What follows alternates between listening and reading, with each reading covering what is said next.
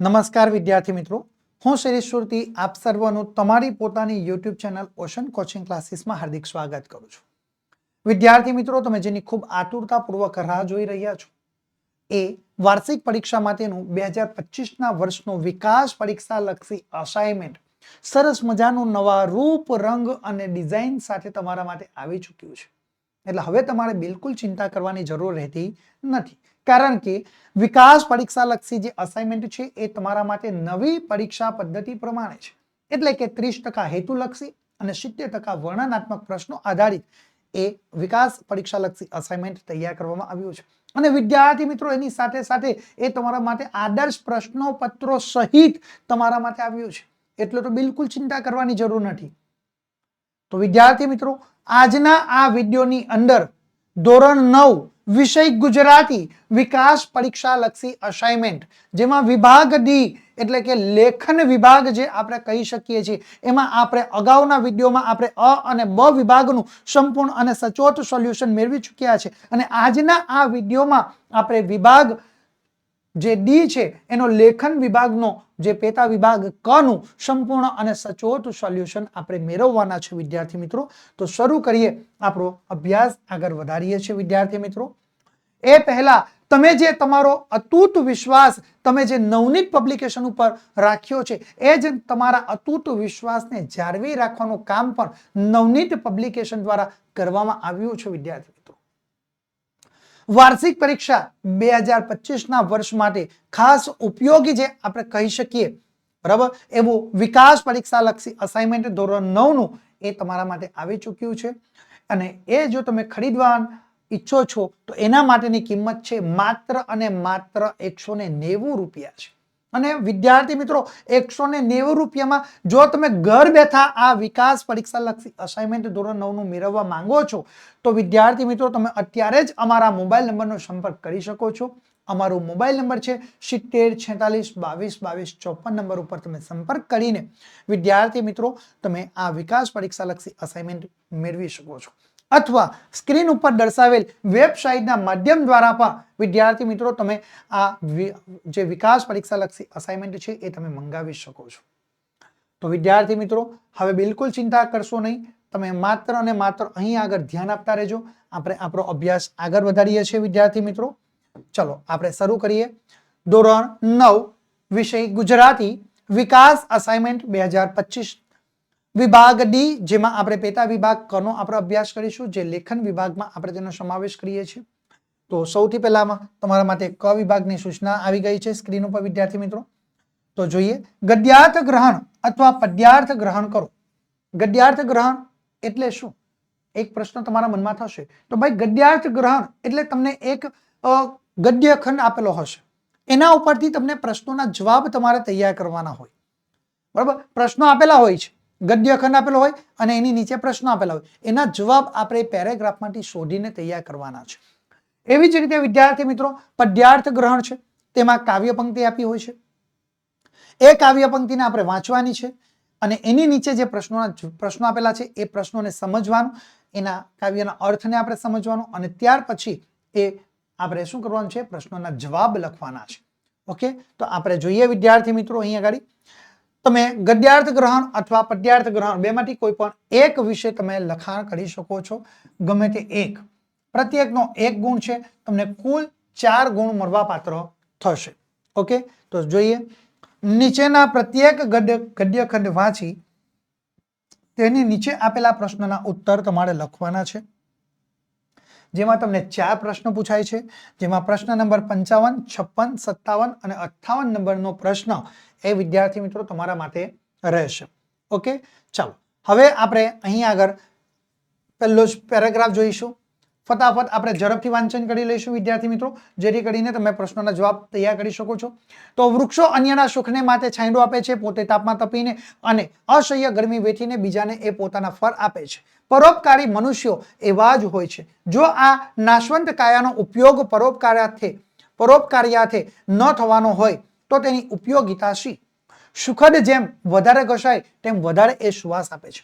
શેરડી જેમ વધારે પીલાય તેમ એ વધારે રસ આપે, સોનું જેમ વધારે તપે તેમ એ વધારે ચળકાટ ધારણ કરે, ઉદાર મનુષ્યો એ પ્રાણાંતે પણ એ પોતાના સદગુણો એ તજતા નથી, જગત તેમની એ સ્તુતિ કરે કે ન કરે, તેઓ શ્રીમંત હોય કે ગરીબ હોય, તેઓ અલ્પાયુ હોય કે દીર્ઘાયુ હોય, તેઓ ગમે તે સ્થિતિમાં હોય, પરંતુ તેઓ પોતાના માર્ગમાંથી ચલિત થતા નથી, જે બીજાના માટે જીવતો નથી તેનું જીવન એ નિર્થક છે, જીવવા ખાતર જીવવું એ તો કાગડા કૂતરાનું જીવન છે, જેઓ સૃષ્ટિના કલ્યાણમાં પ્રાણ પાથરે છે તેઓ પોતાનું જીવન એ સાર્થક કરે છે. અને પંડિત સુખલાલજી દ્વારા આ આપણને પેરેગ્રાફ આપવામાં આવ્યો છે વિદ્યાર્થી મિત્રો. તો આપણે જોઈએ પ્રશ્નો, બરાબર, સૂચના તમારા માટે સ્ક્રીન ઉપર છે. પ્રશ્ન નંબર 1, ભાઈ પરોપકારી મનુષ્યો સી વિશેષતાઓ ધરાવે છે, બરાબર, પરોપકારી મનુષ્યો સી વિશેષતાઓ ધરાવે છે. તો આપણે જવાબ લખી શકીએ છીએ કે ભાઈ પરોપકારી મનુષ્યો એ વૃક્ષો જેવા અન્યના સુખ માટે જીવનારા હોય છે, એ સૌથી પહેલી તેની વિશેષતા આપણે લખી શકીએ છીએ. ટૂંકમાં આપણે જવાબ લખવાના છે વિદ્યાર્થી મિત્રો. પરોપકારી મનુષ્યો એ વૃક્ષો જેવા અન્યના સુખ માટે જીવનારા હોય છે, એ તે મનુષ્યોની વિશેષતા આપણને, એ પરોપકારી મનુષ્યોની વિશેષતા આપણા માટે રહેલી જોવા મળશે. ચાલો આગળ આપણે બીજા નંબરનો પ્રશ્ન જોઈએ. જીવવા ખાતર જીવવુંનો અર્થ એ ફકરાને આધારે આપણે લખવાનો છે, જે પેરેગ્રાફ આપ્યો છે એના આધારે આપણે જવાબ લખવાનો છે. કયા શાનો જવાબ લખવાનો? જીવવા ખાતર જીવવું, બરાબર, એનો અર્થ આપણે લખવાનો છે. તો આપણે લખી શકીએ કે ભાઈ જીવવા ખાતર જીવવું નો અર્થ આપણે ફકરાના આધારે લખી શકીએ કે ભાઈ કાગડા કૂતરાનું જીવન, એવો આપણે કરી શકીએ છીએ. શું કરવાનું છે? જીવવા ખાતર જીવવું એટલે કે કાગડા કૂતરાનું જીવન, એવો આપણે એનો અર્થ કરી શકીએ છીએ. ઓકે, ચાલો ત્યાર પછી આપણે ત્રીજા નંબરનો પ્રશ્ન જોઈએ. ગદ્ય ખંડને આધારે જીવનમાં તમે કયો સંકલ્પ લેશો? તો આપણે જવાબ લખી શકીએ કે ભાઈ ગદ્ય ખંડને આધારે જીવનમાં આપણે પ્રાણાંતે આપણા સદગુણો ન તજવા જોઈએ, એવો આપણે સંકલ્પ લઈશું. આપણું પ્રાણ જ્યારે આપણો મૃત્યુનો સમય બિલકુલ નજીક હોય ને ત્યારે પણ આપણે આપણા સદગુણો જે છે ને એ સદગુણોને ક્યારે પણ તજવા જોઈએ નહીં. ભલે ને આ આપણા જીવનની અંદર ગમે તેટલી મુશ્કેલી આવે પણ એ મુશ્કેલીથી આપણે વિચલિત થવાનું નથી. આપણે અડગ એની હિંમતપૂર્વક આપણે તેનો સામનો કરવાનો છે, એવો આપણે સંકલ્પ લેવાનો છે. ઓકે વિદ્યાર્થી મિત્રો, અહીં આગળ જે પેરેગ્રાફ ઉપરથી આપણે જે પ્રશ્નોનો જવાબ લખીએ આ આપણી મૌલિકતાનો ઉપયોગ કરીને આપણે એ જવાબ તૈયાર કરવાના છે. ચલો પ્રશ્ન નંબર 4 જોઈએ. ગદ્ય ખંડને આધારે જીવનનું સાર્થક્ય એ શામાં રહ્યું છે? તો આપણે લખી શકીએ કે ભાઈ સકળ સૃષ્ટિના કલ્યાણ માટે જ જે પોતાનું જીવન ખર્ચે છે તેમાં જીવનનું સાચું સાર્થક્ય રહ્યું છે. શું? સકળ સૃષ્ટિના કલ્યાણ માટે જે પોતાનું જીવન ખર્ચે છે તેમાં જીવનનું એ સાર્થક્ય રહેલું છે. ઓકે ચાલો વિદ્યાર્થી મિત્રો, ધોરણ 9 ની વાર્ષિક પરીક્ષા 2025ના વર્ષ માટેની જે છે એના માટે ખાસ ઉપયોગી એવું આપણે કહી શકીએ, એટલે કે મોસ્ટ આઈએમપી જે પ્રેક્ટિસ પેપરો છે એ પ્રેક્ટિસ પેપરો અમારા દ્વારા તમારા માટે તૈયાર કરવામાં આવ્યા છે વિદ્યાર્થી મિત્રો. તો બધા જ વિષયના રેડી ટુ પ્રિન્ટ પ્રશ્નપત્ર પ્લસ સોલ્યુશન સાથેની PDF ફાઇલ વિદ્યાર્થી મિત્રો તમારા માટે ઉપલબ્ધ છે. એક વિષયની કિંમત છે માત્ર અને માત્ર 20 રૂપિયા. શું છે? એક વિષયની કિંમત કેટલી છે? માત્ર અને માત્ર તમારા માટે 20 રૂપિયા જ અમે નક્કી કરેલી છે. એ 20 રૂપિયામાં તમે એક વિષયની PDF તમે મેળવી શકો છો. તો તમારા માટે કેટલીક શાળાઓ છે, ક્લાસીસ કે સંસ્થા સાથે અમે બ્રાન્ડિંગ પણ કરી શકીએ છીએ. તો અમે તમારા નામ અને તમારી શાળાનું નામ, તમારા ક્લાસીસનું નામ, તમારી એકેડમીનું નામ, તમારી સંસ્થાના નામ અને લોગો સાથે અમે તમને પ્રશ્નપત્રની PDF ફાઇલ તમને આપી શકીએ છીએ માત્ર અને માત્ર 20 રૂપિયામાં જ, બરાબર, એ પણ તમને તૈયાર કરી શકીએ છીએ. બરાબર, એનું પ્રશ્નપત્ર તમને માત્ર 20 રૂપિયામાં તમને પ્રાપ્ત થઈ શકે છે. જો વિદ્યાર્થી મિત્રો તમે WhatsApp ઉપર આ પ્રશ્નપત્રની PDF ફાઇલ મેળવવા માંગો છો તો તમે અત્યારે જ અમારો મોબાઈલ નંબર અમને કોલ કરી શકો છો. અમારો મોબાઈલ નંબર છે 7046 22 22 54 નંબર ઉપર તમે સંપર્ક કરી શકો છો. ઓકે ધોરણ 9 ની વધારે માહિતી મેળવવા માટે તમે અત્યારે જ અમારા WhatsApp ગ્રુપમાં જોડાઈ જાઓ. WhatsApp ગ્રુપમાં જોડાવા માટેની જે લિંક છે એ તમને નીચે ડિસ્ક્રિપ્શનમાં આપવામાં આવી છે. વધુ માહિતી માટે તમે અમારા મોબાઈલ નંબરનો સંપર્ક કરી શકો છો. અમારો મોબાઈલ નંબર છે 7046 22 22 54 નંબર તમે સંપર્ક કરી શકો છો. હવે આપણે આપણો અભ્યાસ આગળ વધારીએ છીએ વિદ્યાર્થી મિત્રો. ચાલો આગળ જોઈએ બીજો પેરેગ્રાફ કે નદીને જો કોઈ ઉપમા છાજે તો તે માતાની જ છે. નદીને કાંઠે રહીએ એટલે દુકાળની બીક જ નહીં. મેઘરાજા ડગો દે ત્યારે નદી માતા આપણો પાક પકવે. નદીનો કાંઠો એટલે શુદ્ધ અને શીતળ હવા. નદીને કાંઠે ફરવા જઈએ એટલે કુદરતના માતૃવાત્સલ્યના અખંડ પ્રવાહનું દર્શન થાય. જો અહીંયા આગળ કેટલીક બાબતો ધ્યાન રાખજો. નદીને જો કોઈ ઉપમા છાજે તો કઈ છે? તો ભાઈ માતાની ઉપમા છાજે છે. બરાબર, નદીને કાંઠે રહીએ એટલે દુકાનની બીક જ નહીં. બરાબર, નદીને કાંઠે રહીએ તો શાની બીક નહીં? તો દુકાનની બીક નહીં. આપણે એ પણ ધ્યાન રાખવાનું. નદી કાંઠો એટલે શું? તો ભાઈ શુદ્ધ અને શીતળ હવા. બરાબર, નદીને કાંઠે ફરવા જઈએ એટલે ભાઈ કુદરતના માતૃવાત્સલ્યના અખંડ પ્રવાહનું દર્શન થાય છે. બરાબર, નદી કાંઠે ફરવા જઈએ તો શું શાના દર્શન થાય છે? તો ભાઈ જઈએ એટલે કુદરતના માતૃવાત્સલ્યના અખંડ પ્રવાહના દર્શન થાય છે. નદી મોટી હોય અને તેનો પ્રવાહ એ ધીર ગંભીર હોય ત્યારે તો કાંઠા ઉપર રહેનારા લોકોની જાહો જલાલી નદીને જ આભારી હોય છે. નદી એ જન સમાજની માતા છે. નદી ઈશ્વર નથી પણ ઈશ્વરનું સ્મરણ કરાવનાર દેવતા છે. બરાબર, ખાસ ધ્યાન રાખજો. નદી એ ઈશ્વર નથી પણ ઈશ્વરનું સ્મરણ કરાવનાર એ દેવતા છે. ખાસ ધ્યાન રાખજો વિદ્યાર્થી મિત્રો. જો ગુરુને વંદન ઘટે છે તો નદીને પણ વંદન કરવું ઘટે છે. બરાબર, ચાલો હવે આપણે આગળ જોઈએ, પ્રશ્નો જોઈએ વિદ્યાર્થી મિત્રો. તમારા માટે સ્ક્રીન ઉપર આવી ચૂક્યા છે પ્રશ્નો. પહેલો પ્રશ્ન છે કે નદીને શાની ઉપમા આપી શકાય? તેના કાંઠે વસનારને શાની બીક નથી? તો ભાઈ નદીને આપણે માતાની ઉપમા આપી શકાય છે. બરાબર, તો આપણે અહીંયા ગાડી લખીએ છીએ. જવાબ આપણો તૈયાર છે કે ભાઈ નદીને માતાની ઉપમા આપી શકાય છે. બરાબર, અને નદી કાંઠે વસનારને શાની બીક નથી? તો ભાઈ દુકાળની બીક ન હોય કે ભાઈ નદી કાંઠે વસનારની દુકાળની બીક નથી. ઓકે, આપણો જવાબ તૈયાર થઈ ગયો વિદ્યાર્થી મિત્રો. ચલો બીજો પ્રશ્ન જોઈએ કે ભાઈ નદી કાંઠે ફરવા જવાથી શાના દર્શન થાય છે? તમને કયું અંડરલાઈન કરી હતી? બરાબર, નદી કાંઠે ફરવા જવાથી શાના દર્શન થાય છે? ઓકે, તો આપણે જવાબ લખી શકીએ કે ભાઈ નદી કાંઠે ફરવા જવાથી કુદરતના માતૃવાત્સલ્યના અખંડ પ્રવાહનું દર્શન થાય છે. બરાબર, નદી કાંઠે ફરવા જવાથી કુદરતના માતૃવાત્સલ્યના અખંડ પ્રવાહનું દર્શન આપણને થાય છે.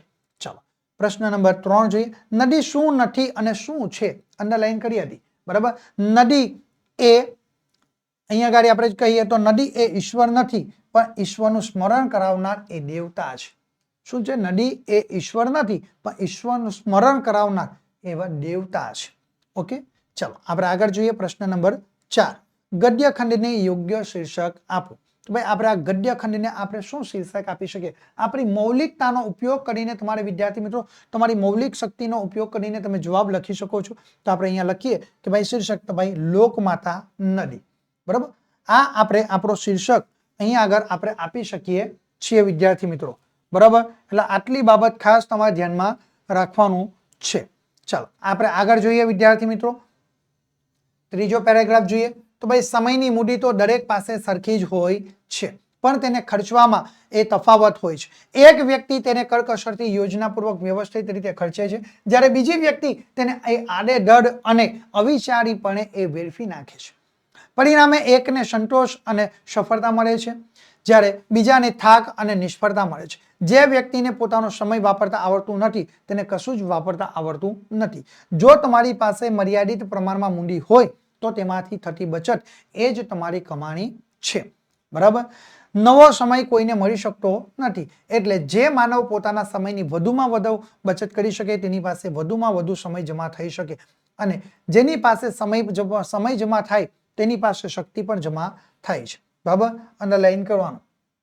જો જે માનવ પોતાના સમયની વધુમાં વધુ બચત કરી શકે તેની પાસે વધુમાં વધુ સમય જમા થઈ શકે અને જેની પાસે સમય જમા થાય તેની પાસે શક્તિ પણ જમા થાય. સમય અને શક્તિ ભેગા થાય એ પછી શું ન કરી શકે? એ ધારે તે કામ કરી શકે છે એવું કોને કહ્યું છે? ભાઈ મોહમ્મદ માકંદ દ્વારા કહેવામાં આવ્યું છે. બરાબર, અહીંયા ગાડી જો સમયની મૂડી તો દરેકની પાસે સરખી જ હોય. બરાબર, એક વ્યક્તિ તેને કરકસરથી યોજનાપૂર્વક વ્યવસ્થિત રીતે ખર્ચે છે જ્યારે બીજી વ્યક્તિ તેને આડેધડ અને અવિચારીપણે એ વેડફી નાખે છે. બરાબર, આ અહીંયા ગાડી ધ્યાન રાખવાનું છે. ચલો આપણે પ્રશ્નો જોઈએ વિદ્યાર્થી મિત્રો. પ્રશ્નો તમારા માટે સ્ક્રીન ઉપર આવી ચૂક્યા છે. પહેલો પ્રશ્ન છે કઈ વ્યક્તિને સંતોષ અને સફળતા મળે છે? બરાબર, કઈ વ્યક્તિને સંતોષ અને સફળતા મળે છે? તો આપણે જવાબ લખી શકીએ જે વ્યક્તિ સમયને કરકસરથી યોજનાપૂર્વક અને વ્યવસ્થિત રીતે ખર્ચે છે તેને સંતોષ અને સફળતા મળે છે. ઓકે, જે વ્યક્તિ સમયને કરકસરથી યોજનાપૂર્વક અને વ્યવસ્થિત રીતે ખર્ચે છે તેને સંતોષ અને સફળતા પ્રાપ્ત થાય છે. ઓકે, ચાલો આપણે બીજો પ્રશ્ન જોઈએ. થાક અને નિષ્ફળતાનો અનુભવ કોને થાય છે? ઓકે, તો આપણે જવાબ લખી શકીએ છીએ કે ભાઈ જે વ્યક્તિ સમયને આડેધડ અને અવિચારીપણે એ વેડફી મારે છે તેને થાક અને નિષ્ફળતા મળે છે. બરાબર, જે વ્યક્તિ સમયને આડેધડ અને અવિચારીપણે વેડફી મારે છે તેને થાક અને નિષ્ફળતા મળે છે. ચાલો ત્રીજો નંબર જોઈએ. કઈ વ્યક્તિ પાસે સમય અને શક્તિ જમા થાય છે? તો આપણે જવાબ લખી શકીએ કે ભાઈ જે માનવ પોતાના સમયની વધુમાં વધુ એ બચત કરી શકે તેની પાસે વધુમાં વધુ સમય અને શક્તિ એ જમા થાય છે. ઓકે, ચાલો ત્યાર પછી આપણે 4 નંબરનો પ્રશ્ન જોઈએ. ગદ્ય ખંડને યોગ્ય શીર્ષક આપો.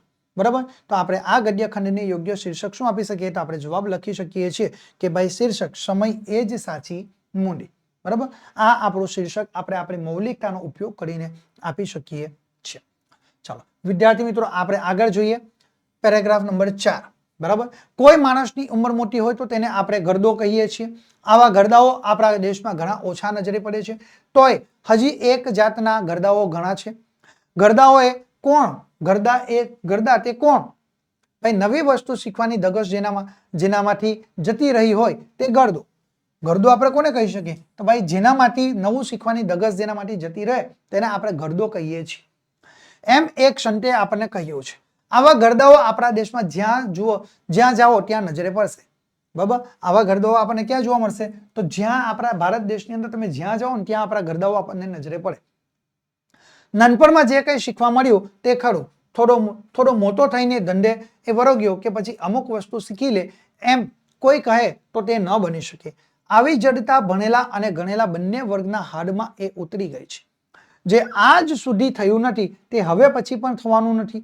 આમ માનવું તે જ એ ગરદો તર્ક છે. શું?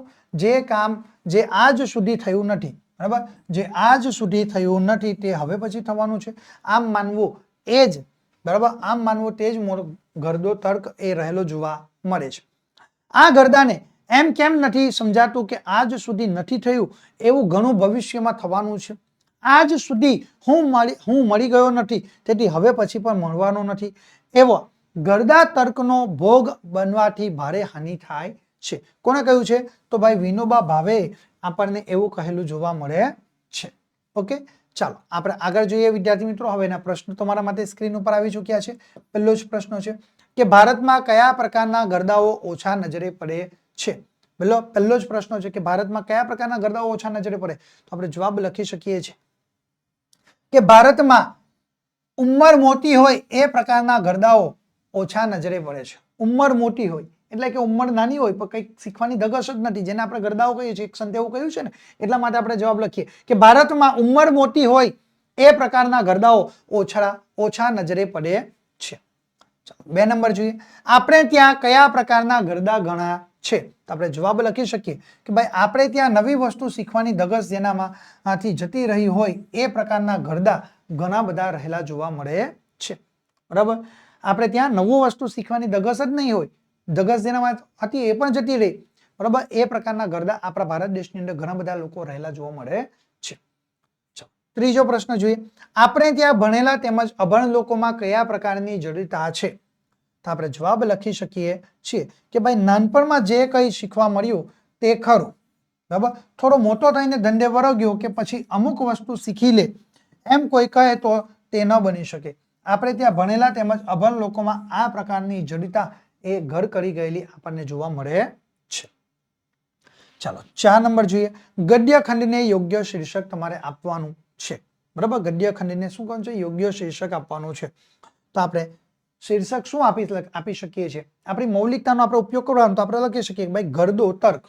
ઓકે, આપણો આ શીર્ષક અહીંયા આગળ યોગ્ય બંધ બેસતું આપણને જોવા મળશે. ગરદો તર્ક, બરાબર, એ આપણું શીર્ષક રહેશે. ચાલો હવે આપણે આગળ જોઈએ. Paragraph number 5. અભ્યાસનું મહત્વ આપણા દેશમાં બહુ લાંબા કાળથી સમજાયેલું છે, પણ અભ્યાસ સાથે બીજી કેટલીક બાબતો પર ધ્યાન ગયું નથી. અભ્યાસ વિના સંસ્કાર દ્રઢ થતા નથી એ જણાયું. એટલે ગમે તે રીતે આપણે અભ્યાસ કરાવવા મથીએ છીએ. દરેક ક્રિયા આપણે 3 રીતે કરી શકીએ છીએ: ભયથી, લાલચથી કે પ્રેમથી. ભયથી અને લાલચથી પણ સંસ્કાર પાડી શકાય છે. એમાં અભ્યાસ કરનારની વિવેક બુદ્ધિને ખીલવવી પડતી નથી. બરાબર. શું અભ્યાસ કરનારની વિવેક બુદ્ધિને ખીલવવી પડતી નથી. યાદ રાખજો. સર્કસના મેનેજરો એ જનાવરોને ભયથી જ એ કેળવે છે. શાળામાં શિક્ષકો પણ એ જ રીત અજમાવે છે. ઘણા ધર્મગુરુઓ પર ભય કે આશા બતાવીને સારી ટેવો પાડવાનો પ્રયત્ન કરે છે, પણ આ રીતે પાડેલી ટેવોમાંથી જ્યારે એ વિશ્વાસ ઉઠી જાય છે ત્યારે શૌકાની ટેવો પણ એ થોડા જ સમયની અંદર એ નાશ પામે છે. આ પેરેગ્રાફ કિશોર મસરૂવાલાએ આપણને આપ્યો છે. હવે આપણે એના પ્રશ્નો જોઈએ વિદ્યાર્થી મિત્રો. તો પ્રશ્ન તમારા માટે સ્ક્રીન ઉપર છે. પહેલો જ પ્રશ્ન જોઈએ. આપણે અભ્યાસનું મહત્વ શા માટે સ્વીકારીએ છીએ? તો આપણે જવાબ લખી શકીએ કે ભાઈ અભ્યાસ વિના સંસ્કાર દ્રઢ થતા નથી. એ જણાવ્યું એટલે ગમે તે રીતે આપણે અભ્યાસ કરાવવા માંગીએ છીએ. શું આપણે કરવા માંગીએ છીએ? અભ્યાસ વિના સંસ્કાર આપણા દ્રઢ થતા નથી. એ આપણે જાણ્યું એટલે ગમે તે રીતે આપણે અભ્યાસ કરાવવા માંગીએ છીએ. ઓકે, ચલો ત્યાર પછી આપણે બીજો પ્રશ્ન જોઈએ. દરેક ક્રિયા કઈ 3 રીતે કરી શકાય છે? આપણે અંડરલાઈન કરીશું. તો ભાઈ દરેક ક્રિયા એ ભય, લાલચ અને પ્રેમથી કરી શકાય છે. બરાબર. દરેક ક્રિયા ભયથી, લાલચથી કે પ્રેમથી એ થઈ શકે છે. ચલો ત્રીજો પ્રશ્ન. કઈ રીતોમાં અભ્યાસ કરનારની વિવેક બુદ્ધિને ખીલવવી નથી પડતી? કઈ રીતોમાં અભ્યાસ કરનારની વિવેક બુદ્ધિને ખીલવવી નથી પડતી? તો જવાબ લખી શકીએ છીએ કે ભય અને લાલચની રીતોમાં અભ્યાસ કરનારની વિવેક બુદ્ધિને ખીલવવી પડતી નથી. આપણે અંડરલાઈન કર્યું છે એટલે જવાબ લખી શકીએ કે ભાઈ ભય અને લાલચની રીતોમાં અભ્યાસ કરનારની વિવેક બુદ્ધિને આપણે ખીલવવી પડતી નથી. ચલો પ્રશ્ન નંબર 4. ગદ્ય ખંડને યોગ્ય શીર્ષક આપો. ઓકે, આ પેરેગ્રાફ છે તેને હવે આપણે યોગ્ય શીર્ષક આપવું હોય તો આપણે શું શીર્ષક આપી શકીએ? તો આપણે શીર્ષક આપી શકીએ કે ભાઈ પ્રેમથી મળનાર અભ્યાસ, પ્રેમથી પ્રાપ્ત થાય તેવો અભ્યાસ અથવા સાચો અભ્યાસ. ઓકે, આ રીતે આપણે શીર્ષક એનું દર્શાવી શકીએ છીએ વિદ્યાર્થી મિત્રો. હવે જો વિદ્યાર્થી મિત્રો તમે આ ગદ્યની ઉપરથી આ ગદ્ય ઉપરથી તમે પ્રશ્નોના જવાબ નથી લખી શકતા તો તમે એના અથવામાં તમે કાવ્ય પરથી પ્રશ્નોના જવાબ પણ તમે લખી શકો છો. એના માટે સૂચના તમારા માટે આવી ગઈ છે કે ભાઈ નીચેનું પ્રત્યેક કાવ્ય વાંચીને તેની નીચે આપેલા પ્રશ્નોના જવાબ તમારે લખવાના છે. ઓકે, તો પહેલું જ કાવ્ય આપણે જોઈએ. તાંબા લોતો. જો પહેલું જ કાવ્ય છે કે ભાઈ તાંબા લોતો ભરી તુલસીને પાણી પાયું ખરું કે? જો પાછું ભૂલી નવ જતા આ વ્યર્થ જંજાર આડે રેશે મારું તુલસી તરસ્યા પાંદડા ઓસવાશે. એકેય ના પરણ એ ચૂંટજો જીવતું છોડવેથી કુંડામાં જે ખડી ગળી પડ્યા હોય તે માત્ર લેજો. રાજી રહેશે પ્રભુ જર હર્ષે દીપ એ સૌભાગ્યનો એ નિત્ય માના મુખથી સ્ત્રાવતા શબ્દ ભીના ભરેલા વૃંદા વિષ્ણુ પરિણય કિલીએ કાર્તિકે ધન્યતાથી ધ્રુજે દીવો આરવ એ કરશે ખંડ લંબાઈ ઓણા મૂંગું ધસી રહ્યું કશું ભક્ષી લેવા પિતાને સુતેલા જે ક્ષીણ થઈ બધે દુષ્કા થઈ થીજેલા અડધા ખુલ્યા જનકમુખમાં કંપતે હાથ માતા મૂકે લીધું એ પરણ તુલસીનું ભીડી હોઠ સુકા આયુષ્ય જે ઉર સિંચે ઉછરેલ તે છોડ કેરું. કોની આ કાવ્ય પંક્તિ છે? ભગવતી કુમાર શર્માની આ કાવ્ય પંક્તિ આપણને રહેલી જોવા મળશે. વિદ્યાર્થી મિત્રો એના પ્રશ્નો જોઈએ. તેમાં પહેલો જ પ્રશ્ન છે કે માં કોને પાણી પાવાની સૂચના આપે છે? તો આપણે જવાબ લખી શકીએ કે ભાઈ માં એ તુલસીને પાણી પાવાની સૂચના આપે છે. ઓકે વિદ્યાર્થી મિત્રો, ચલો આગળ જોઈએ આપણે બીજો પ્રશ્ન કે માં કેવા તુલસી દળ લેવાનું કહે છે? તો આપણે જવાબ લખી શકીએ છીએ કે ભાઈ માં કહે છે કે તાજા જીવંત તુલસી દળ નહીં તોડી. શું? તાજા જીવંત એ તુલસી દળ નહીં તોડી માત્ર જમીન પર પડ્યા હોય તે જ તુલસી લેવા. શું કહ્યું છે? માં કહે છે કે તાજા કે જીવંત એ તુલસી દળ નહીં તોડી માત્ર ને માત્ર જમીન પર પડ્યા હોય, બરાબર, માત્ર અને માત્ર એ જમીન પર પડ્યા હોય, બરાબર, એવા જ તુલસી છોડને એ તોડવા માટેનું આપણને કવિ અહીં આગળ કહી રહ્યા છે. બરાબર વિદ્યાર્થી મિત્રો, ચાલો આપણે આગળ જોઈએ વિદ્યાર્થી મિત્રો. ત્રીજો પ્રશ્ન, બરાબર, માં કઈ રીતે એમના પતિના મુખમાં તુલસીનું પાન મૂકે છે? તુલસીનું પર્ણ મૂકે છે. ઓકે, તો આપણે જવાબ લખી શકીએ છીએ કે માં કાપતા કાંપતા ધ્રુજતા હાથોથી ભીંજાયેલા હૃદય સાથે પોતાના પતિના મુખમાં એ તુલસીનું પર્ણ એ માં મૂકતા જોવા મળે છે. બરાબર, એ રીતે આપણે અહીં આગળ જવાબ લખી શકીએ છીએ. ઓકે વિદ્યાર્થી મિત્રો, આ એક બાબત ખાસ તમારે ધ્યાનમાં રાખવાની છે. બરાબર, ચાલો હવે આપણે આગળ જોઈએ. બરાબર, ચાલો પ્રશ્ન નંબર 4 જોઈએ. કાવ્યને યોગ્ય શીર્ષક આપો. તો આપણે જવાબ લખી શકીએ છીએ કે ભાઈ શીર્ષક તુલસીનું પર્ણ. ઓકે, શીર્ષક શું લખી શકીએ છીએ કે તુલસીનું પર્ણ, એ આપણે તેનું શીર્ષક લખી શકીએ છીએ. ચાલો હવે વિદ્યાર્થી મિત્રો આપણે આગળ જોઈએ. કાવ્ય નંબર 2, કોણ કહે છે આ ધરતી પર ક્યાંય હશે ભગવાન નથી. કોણ કહે છે આ અવની પર ઈશ્વરના એંધાણ નથી.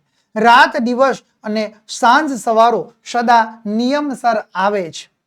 સૂરજ ચાંદો નિયમિત જગને તેજ થકી બહેલાવે છે. ચોમાસાના જલ વર્ષા અને વસંત રૂપ એ તણી રાણી. તાદ શિયાળે તાપ ઉનાળે ઋતુઓની કેવી લહાણી. જીવન કેરા અમૃત જેવા જળના મૂલ્ય અમૂલ્ય હો. ધરતી માતા ધાન્ય ઉગાડે એ ઉપકાર અતુલ્ય અહો. એક ધારું ને અનંત અટકતું અનંત આયોજન આવો. વિરાટને આંગળીએ જેને નિત્ય નવું છે સર્જાવ્યું. અંતર્યામી એ ઈશ્વરની આ સહુ ઓળખાણ નથી. પાય પાંડુના કહેશો કોડી ક્યાંય અહીં ભગવાન નથી. હવે આપણે પ્રશ્નો જોઈએ વિદ્યાર્થી મિત્રો. બરાબર, પહેલો પ્રશ્ન તમારા માટે સ્ક્રીન ઉપર છે કે સૂરજ ચંદ્ર કયું કાર્ય કરી રહ્યા છે. તો આપણે જવાબ લખી શકીએ છીએ કે ભાઈ સૂરજ અને ચંદ્ર નિયમિત રીતે જગતને તેજથી એ ઉજાગર કરી રહ્યા છે. બરાબર, સૂરજ ચંદ્ર નિયમિત રીતે જગતને તેજથી એ ઉજાગર કરી રહ્યા છે. ચાલો બીજો પ્રશ્ન જોઈએ. કવિ ઋતુઓની કઈ કઈ વિશેષતાઓ રજૂ કરે છે. તો આપણે જવાબ લખી શકીએ છીએ કે કવિ ચોમાસાની એ વરસાદી ઋતુ, વસંતની સુંદરતા, શિયાળાની ઠંડી અને ઉનાળાની એ ગરમી વિશે એ વર્ણન કરે છે. એ તેની અહીંયા આગળ વિશેષતા દર્શાવે છે. ઓકે, ચાલો ત્રીજો પ્રશ્ન જોઈએ. મનુષ્યને મળતા જળને કવિ કેવા ગણાવે છે. મનુષ્યને જે મળતું જળ છે એને કવિ કેવા ગણાવે છે. તો એને કવિ, બરાબર, આપણે જવાબ લખી શકીએ કે ભાઈ કવિ મનુષ્યને મળતા જળને એ અમૃત સમાન અને અમૂલ્ય ગણાવે છે. કેવું ગણાવે છે? અમૃત સમાન અને અમૂલ્ય એને ગણાવે છે.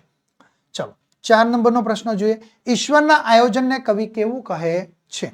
આપણે જવાબ લખી શકીએ છીએ કે ભાઈ કવિ એ ઈશ્વરના આયોજનને અનંત અને અવિરત ગણાવે છે. કેવું ગણાવે છે? અનંત અને અવિરત ગણાવે છે. જે સતત નવી એ સર્જનશીલતા એ પ્રદર્શિત કરે છે. જે શું કહે છે? સતત નવી સર્જનશીલતા એ પ્રદર્શિત કરે છે. ઓકે, ચાલો હવે વિદ્યાર્થી મિત્રો આપણે આગળ જોઈએ.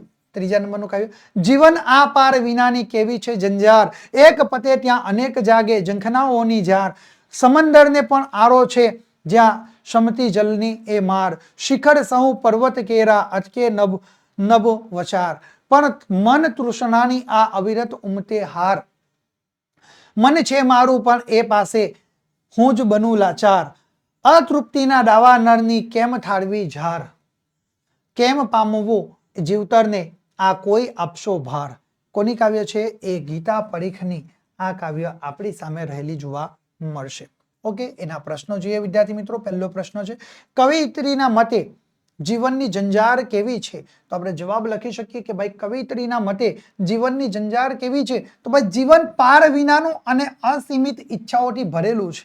કેવું છે જીવન? જીવન એ પાર વિનાનું અને અસીમિત ઈચ્છાઓથી ભરેલું છે. મનુષ્યના મનની એક ઈચ્છાઓ પૂરી થાય ત્યાં તરત બીજી ઈચ્છા એની જાગે ઉઠે છે. એટલે કહ્યું છે અસીમિત ઈચ્છાઓથી એનું જીવન ભરેલું છે. એક ઝંખના પૂરી થાય ત્યાં બીજી એ તરત જ ઉદ્ભવે છે. શું કહ્યું છે? એક ઝંખના એ પૂરી થાય ત્યાં બીજી ઉદ્ભવે છે. ચાલો બીજો અહીંયા આગળ પ્રશ્ન જોઈએ. કવિયત્રી એ સમંદર અને શિખરના દ્રષ્ટાંત દ્વારા શું કહેવા માંગે છે. તો આપણે જવાબ લખી શકીએ ભાઈ કવિયત્રી કહે છે કે સમુદ્ર અને પર્વત કેવળ એ મર્યાદામાં અટકી જાય છે. શું કહ્યું છે? સમુદ્ર અને પર્વત કેવળ મર્યાદામાં એ અટકી જાય છે, પણ મનની ઈચ્છાઓ એ સતત વહેતી જ રહે છે. પર્વત હોય એ અમુક વિસ્તાર પૂરતા જ એ સીમિત હોય. સમુદ્ર હોય તો અમુક વિસ્તાર પૂરતા જ એ સમુદ્રનો કિનારો કોઈક ને કોઈક જગ્યા પર તો હોય જ, બરાબર. પરંતુ આપણા મનુષ્યના મનની જે ઈચ્છાઓ એ સતત એ વધતી ને વધતી જ રહે છે. ઓકે, ચલો 3 નંબર જોઈએ. કવયિત્રી મન પાસે કેમ લાચાર બની જાય છે? તો આપણે જવાબ લખી શકીએ કે ભાઈ મન એ અવિરત ઈચ્છાઓથી ભરેલું છે અને તેને સંતોષવું એ શક્ય નથી. શું? મન એ અવિરત ઈચ્છાઓથી ભરેલું છે અને તેને સંતોષવું શક્ય નથી. તેથી કવયિત્રી એ લાચાર બની જાય છે. ઓકે, ચલો 4 નંબર જોઈએ. કાવ્યને યોગ્ય શીર્ષક આપો. ઓકે, કાવ્યને શું કહું છે? યોગ્ય શીર્ષક આપણે આપવાનું છે. તો આપણે જોઈએ તો ભાઈ આપણે શીર્ષક આપી શકીએ કે અતિશય તૃષ્ણા. બરાબર, આપણે શું શીર્ષક આપી શકીએ છીએ? અતિશય તૃષ્ણા. ઓકે, આ રીતે આપણે જવાબ તૈયાર કરી શકીએ છીએ. ચલો વિદ્યાર્થી મિત્રો, ચોથું આપણે કાવ્ય જોઈએ. હું તો વાવી દીપ શું મૂલ્ય મારું, લાગે આવું જીવન તુચ્છ આકરું, મારું તો આ નિમ્ન છે સ્થાન ભૌમ, શોભે કેવા વ્યોમમાં ત્યાં સૂર્ય સોમ, કીધો જો હોત દેવે મને તારો, તોય માન્યો હોત મેં જન્મ મારો, આકાશ આનો અંશ પામી કૃતાર્થ, માતીનું કોડિયું હું માત્ર વ્યર્થ રે, તું શાને તું અલ્પતા ભાવ સેવે, ને એવા હીન વાક્ય તું બોલે, ના કીધો છે લેસ અન્યાય દેવે, દીવો તોય તું છે શશી સૂર્ય તોલે, પોતાનું જે સ્વભાવે પ્રાપ્તિ સ્થાન એ જ સર્વ છે અલ્પ છતાંય મહાન. અહીંયા એના પ્રશ્નો છે. આપણે પહેલો જ પ્રશ્ન જોઈએ છે કે ભાઈ નાનકડા દીપને પોતાનું જીવન એ કેવું લાગી રહેલું છે? તો આપણે જવાબ લખી શકીએ કે ભાઈ નાનકડા જીવન જે દીપ છે, બરાબર, દીપને લાગે છે કે તેનું જીવન એ નાનું અને તુચ્છ છે. શું છે?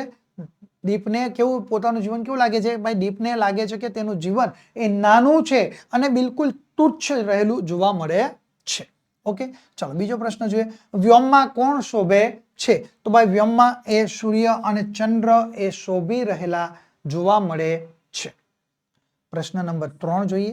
માટીનું કોડિયું એ કયો ભાવ સેવે છે? તો આપણે જવાબ લખી શકીએ કે ભાઈ માટીનું કોડિયું એ પોતાને તુચ્છ સમજી નાની મહત્તાની લાગણી ધરાવે છે. શું? માટીનું કોડિયું પોતાને તુચ્છ સમજીને એ નાની મહત્તાની લાગણી પણ ધરાવે છે. ચાલો ચોથો પ્રશ્ન જોઈએ.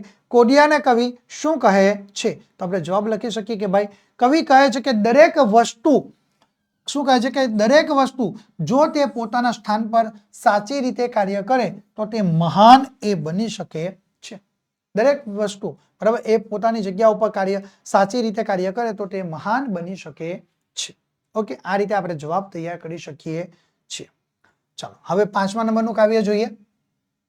એક જ ડે ચિંગારી મહાનલ, એક જ ડે ચિંગારી ચકમક લોધું ઘસતા ઘસતા ખર્ચી જિંદગી સારી, જામગરીમાં તણખો ન પડ્યો ના ફળી મહેનત મારી, મહાનલ એક જ ડે ચિંગારી, ચાંદો સરગ્યો સૂરજ સરગ્યો સરગી આભ અતારી, ચાંદો સરગ્યો સૂરજ સરગ્યો સરગી આભ અતારી, ના સરગી એક સગડી મારી, વાત વિપતની ભારી, મહાનલ એક જ ડે ચિંગારી, ઠંડીમાં મુજકાયા થથરે ખૂટી ધીરજ મારી, વિશ્વાનલ હું અધિક નહીં માંગુ, માંગુ એક ચિંગારી, મહાનલ એક જ ડે ચિંગારી.